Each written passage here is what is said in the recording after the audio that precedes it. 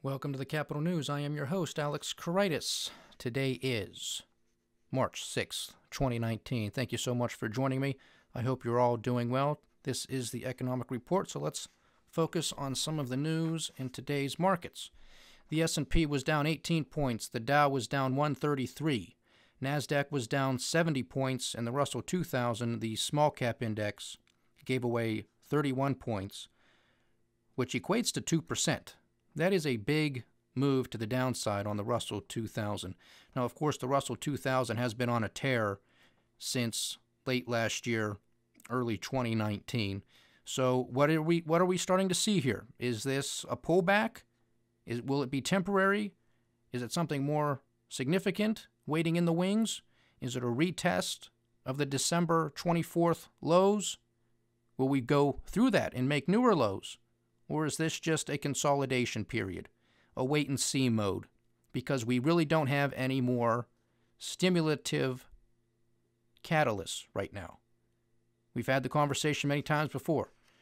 The China-U.S. trade talks are coming to an end, and all of the hyperbole that it's the best deal ever, the best thing since sliced bread, while that made sense and started to motivate the markets at the beginning of the year, it's now getting old. They want to see the beef. They want to see the facts. Buy the rumor, sell the fact? Quite possibly. Quite possibly. Again, it's very difficult to predict here. I don't do the day-to-day on these predictions, especially when we are in a financial world of Oz, and when tweets can move the markets thousands of points. So I don't get involved with this. There is a huge disconnect between the markets and their underlying economies. So we have to be careful, but we have to pay attention. I look for the long-term trend. Where do I think markets are headed? Ultimately, because of all of the debt and the poor policy that has been enacted by central banks and federal governments the world over, there is going to be a huge deleveraging that takes place. In my personal opinion, in my analysis, it will not be pleasant. It will not be pleasant. So you have to prepare yourself. You have to pay attention. If you have debt, pay off your debts. If you are nervous and don't like volatility and uncertainty, do not trade these markets. Get out of these markets. Get into safer assets. Get into government bonds. Get into cash. Get into CDs. At least you're getting a couple percentage points if you can't weather the volatility or the uncertainty, especially if you're closer to retirement. Obviously, if you have a longer time horizon, I don't want to say regardless of what happens, because I think what is going to happen is going to make 08, 09 look like child's play, unfortunately. But, if you have that longer time horizon, you can better weather these types of storms. But nevertheless, be prepared and pay attention. Now, I might be overblowing this, that we've had just a few more days of to the downside, but I don't know what's going to happen. I don't. But if my general thesis is correct, and this is the beginning of another downturn in the markets, I mean, as fast as they, quote-unquote, collapsed in the fourth quarter of 2018, and as quickly as they have recovered in the beginning of 2019, well, what's to say that they don't drop down again? So it's wait and see. Everybody is in wait-and-see mode. But we do have some economic news for the day, and I'm going to get to that in a couple minutes. We have the oil, gold, and silver markets. Those were a little changed for the day. 10-year Treasury is down to 2.69%. So we did have some flight to safety. We were bidding up the price of those bonds, which conversely puts down the yield. We were in the 2.7s last week, yesterday. Now we're at 2.69. So there's a flight to safety. Is that a signal? Do the markets know something that all of us, or individually, don't know? What's going on? Too much uncertainty? Need that safety of Uncle Sam? Because it was the reverse not too long ago. But I'm going to get to that data in a second again. The VIX was up about 7%. That's a big move on the VIX, but it's still relatively low by historical standards. Now, the news of the day, there's a few stories, but the biggest news of the day, I think, has to deal with the U.S. trade deficit. Okay? Obviously, we've been in a lot of negotiations all over the world. We were getting out of the TPP. We were getting out of NAFTA so we could support the best deal ever, the USMCA between the United States, Mexico, and Canada. Of course, that is still waiting in the wings of Congress to be approved, but that was the best deal ever. But we're currently negotiating the best deal ever between the U.S. and China, so I don't know which one's going to be better, but, just wait patiently and we will be told. So don't get too nervous. We will be told which one's better than the other. We've had trade agreements with South Korea. We're trying to do things, I guess, unilaterally as opposed to these whole big, something like the Trans-Pacific Partnership, the TPP, which is fine. I get that. Again, it's just the hyperbole of it all that gets to me. I know that's how the man talks, and of course I'm talking about the president. He wants to make everything the best, and that's, positive thinking, positive talking. That's all great and good, but it's just a personal thing with me. Just tone it down a little bit because you're overselling, and you really have nowhere to go but down after the fact when people actually find out what's going on. But here we have the U.S. trade deficit hit a 10-year high. This is a deficit, not a surplus. The U.S. trade deficit hit a 10-year high in 2018, growing by $69 billion, according to figures out today by the Census Bureau. Okay? Now, that's despite President Trump's efforts to revive American manufacturing and reduce dependence on imported goods, including steel and other materials. Now, but in fairness to the president, we have seen some pretty strong gains in the manufacturing sector. And, of course, those other numbers that come out in the service sector have been pretty strong as well. Another interesting tidbit here. Since President Trump took office, the deficit has grown by more than $100 billion. So this is sort of going in the opposite direction of the man who wrote The Art of the Deal. Everything was supposed to get better. These deficits were supposed to get smaller, and now they're getting bigger. So what's going to be the spin on this one? We didn't see too many tweets about a $100 billion deficit today, did we? Nor do I expect any, unless he comes up with a clever way to sell this. That will be the only way we really get any type of tweet or any type of statement from the president in this regards. Of course, he could come out and say, well, this is what we have to do. We have to incur a shorter-term pain for the greatness of these deals that are waiting in the wings. Just wait and see. I can see him saying that. Okay? Now, in addition to this, we have, obviously, the tariffs, $250 billion on Chinese goods, as well as on most foreign steel and aluminum, solar panels, and washing machines. And these tariffs came into existence because they were meant to make U.S.-made goods cheaper than foreign competitors and thus incentivize consumers to buy American. Seemingly, that's not taking place, at least not to the degree that the president and the White House were hoping for. But while the majority of the tariffs went into effect in the last half of the year, the goods deficit in December rose $9 billion. So again, wrong direction. Now, that's partly because of a rush to import goods ahead of potential additional tariffs. And we've had that conversation before.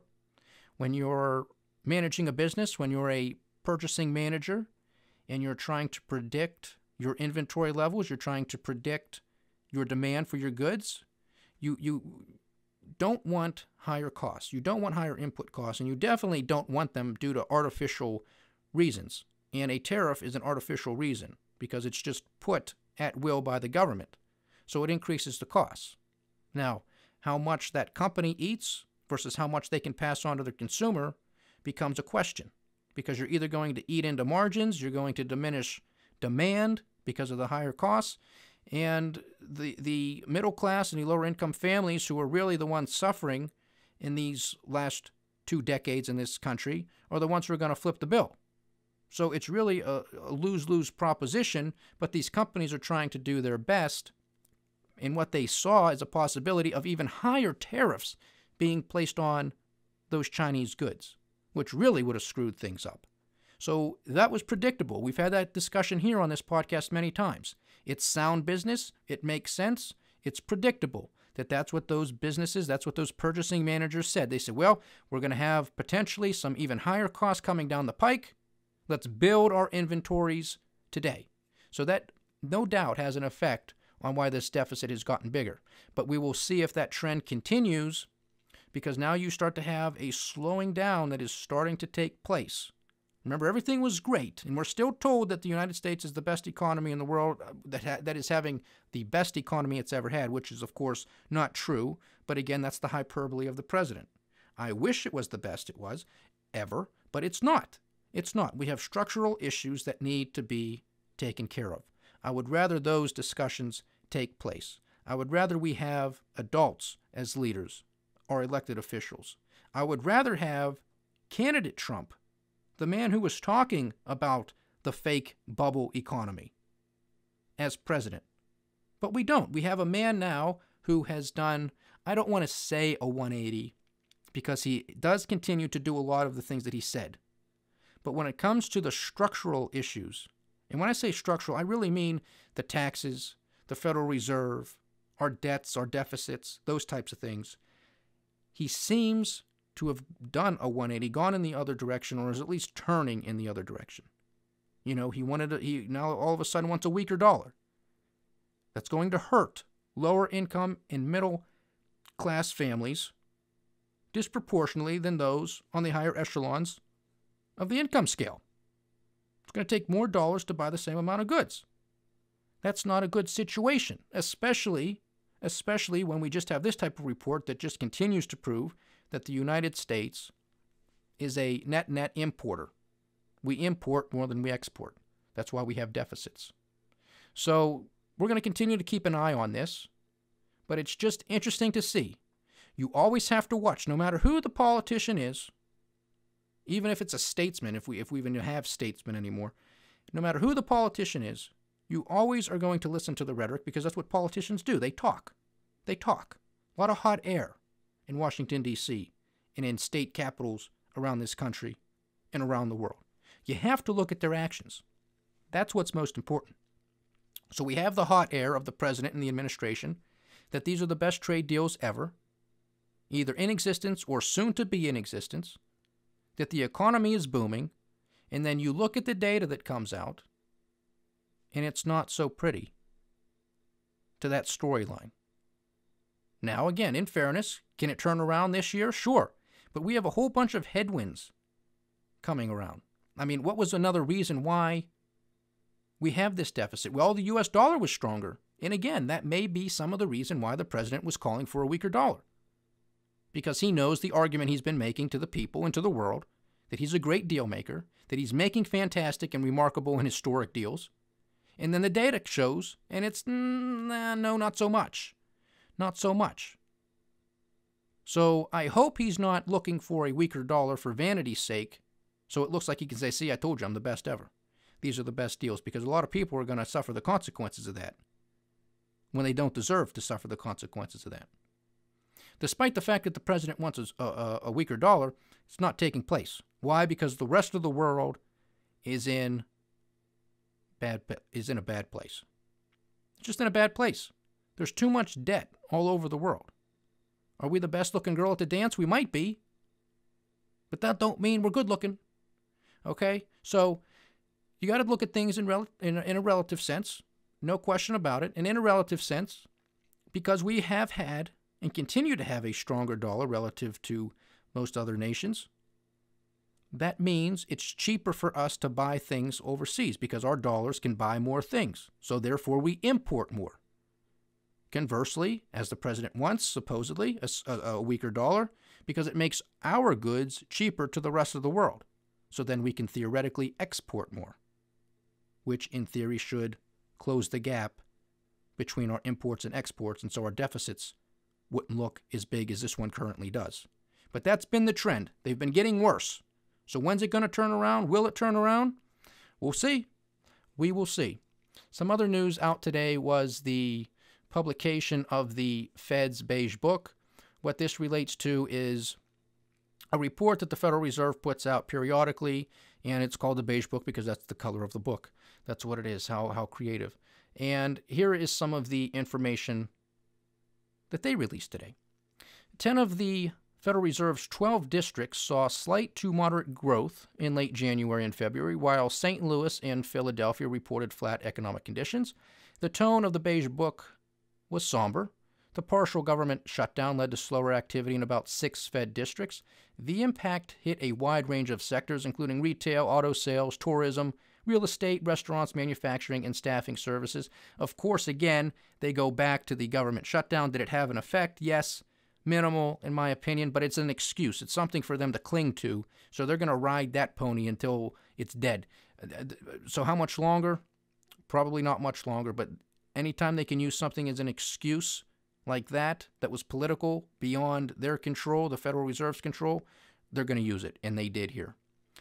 Consumer spending was mixed, and several districts said retail and auto sales were lower due to harsh winter weather and higher costs of credit. So that's definitely not on the right side of things if you want the consumers to continue to buy things. I mean, if you have higher costs of credit, it's going to make it more expensive to do so. So are we going to continue to see a slowing down? Will we continue to see bankruptcies emerge in the retail space? Will we see even more store closures than we already have seen over 2017, 2018? And I just said the other day, another near 500 retail stores ranging from JCPenney to Victoria's Secret will be closing their doors. Now I saw on the news, and I know I was speaking about this the other day as well with the dollar stores. I think it was Family Dollar that is closing a few hundred stores as well. So despite the fact that we might have a quasi-permanent underclass, even the dollar stores are having a tough time surviving. Continuing, manufacturing activity strengthened, but firms conveyed a wall of worry about weakening global demand. Of course, that's no surprise to us. We know what's going on. Higher costs due to tariffs and ongoing trade policy uncertainty. In addition, several districts reported faster growth for input prices than selling prices, so that's not good. The ability to pass along these higher input costs to consumers varied by region and industry. The trade tariffs were leading to upward price pressures in a few districts. And lastly, the labor market remained a bright spot. That's a good thing. The majority of districts reported higher wages. Contacts complained about labor shortages. That's not a good thing.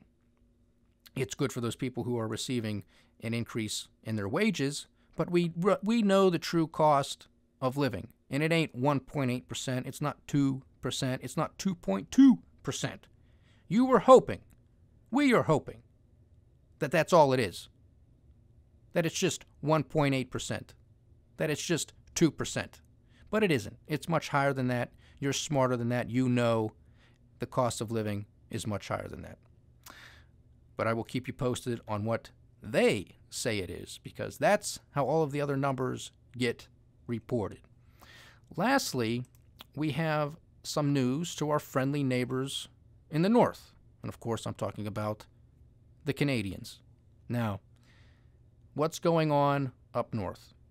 Well, a similar situation as I have stated before in regards to the Australians having a slowdown in their country throughout their entire economy. They are an export-driven nation, the Australians are. They have a slowdown in their housing market. Well, the same holds true for the Canadians. And the Canadians are an export-driven nation from the standpoint of oil, food, and agriculture. But they also have a very well-diversified country. They do. But their housing market is overpriced and has been overextended. So now you have the Bank of Canada holding their meetings, determining what their interest rates are going to be. Well, we were under the impression that the Bank of Canada wanted to really start increasing interest rates, or at least to get on that path of increasing interest rates. But is that the case? Is that what's taking place? Guess? You want to take a guess? No, not so much. They, too, ladies and gentlemen, are going to be in a wait-and-see mode. For how long? We don't know. But it doesn't seem, if you read between the lines, it doesn't seem that they're going to be increasing their interest rates until 2020. Now, there wasn't any hint, really, that they were going to lower them. But if they do lower them, let's not be surprised. Because shocks to the downside can most definitely happen. They can most definitely happen. Stephen Pulitz, the governor, and his deputies on the governing council expected slower economic growth but the slowdown has been more pronounced and widespread than forecast. So that's part of their reasoning.